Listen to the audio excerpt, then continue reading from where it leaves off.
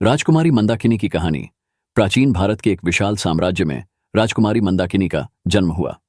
वह राजा धर्मसेन और रानी सुशीला की एकमात्र संतान थी। उनका राज्य वैभवशाली और समृद्ध था, जहां की जनता सुखी और संतुष्ट थी। मंदाकिनी का जन्म एक शुभ संयोग पर हुआ था। ज्योतिषियों ने भविष्यवाणी की थी कि वह अनुपम सुंदरता की धनी होगी, जिसका सौंदर्य समस्त जगत को मोहित कर देगा।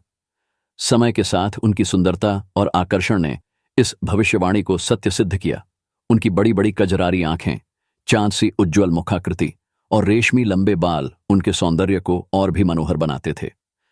राजमहल में उनका लालन पालन राजसी ठाठ बाट से हुआ। उनके पास हर प्रकार का ऐश्वर्य। बचपन से ही मंदाकिनी को यह एहसास कराया गया कि वह विशेष है, और शायद इसी कारण से उनके मन में धीरे धीरे घमंड ने स्थान बना लिया। वह हर दर्पण में अपनी छवि देखती और अपनी सुंदरता पर मुग्ध होती। महल के प्रांगण में जब भी नौकर चाकर झुककर उन्हें प्रणाम करते, मंदाकिनी के चेहरे पर एक गर्व भरी मुस्कान होती। राज दरबार में दूर दूर से आए राजकुमार और योद्धा उनके सौंदर्य के प्रशंसक थे। कईयों ने उनसे विवाह का प्रस्ताव रखा, परंतु मंदाकिनी ने हर किसी को ठुकरा दिया।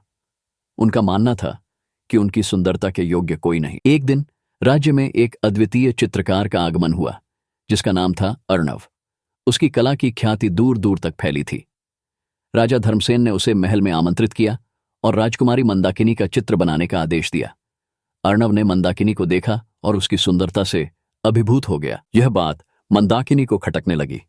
वह चाहती थी कि अर्णव उसकी सुंदरता के आगे नतमस्तक हो, परंतु अर्णव की तटस्थता ने उसके अहंकार को चुनौती दी। अंततः चित्र पूर्ण हुआ, और जब उसे महल में प्रदर्शित किया गया तो सभी ने उसकी प्रशंसा की। चित्र में मंदाकिनी की सुंदरता को अद्भुत ढंग से उकेरा गया था, परंतु उसकी आंखों में एक गहन विचारशीलता और थोड़ी व्यग्रता भी। मंदाकिनी ने जब उस चित्र को देखा तो उसे अपने भीतर छिपे घमंड और असंतोष का अनुभव हुआ। पहली बार उसे अपनी सुंदरता के पीछे छुपी उस असुरक्षा का एहसास हुआ, जिसे वह अब तक नजरअंदाज करती आई थी। अर्णव की चित्रकारी ने न केवल उसकी सुंदरता को दर्शाया, बल्कि उसके भीतर की वास्तविकता को भी उजागर कर दिया। मंदाकिनी ने अर्णव से पूछा, तुमने मेरी आंखों में यह उदासी क्यों उकेरी?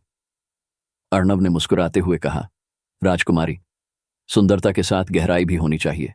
सिर्फ रूप की प्रशंसा नहीं, आत्मा की समझ भी आवश्यक है। इस बात ने मंदाकिनी को गहराई से सोचने पर मजबूर कर दिया। धीरे धीरे उसका घमंड टूटने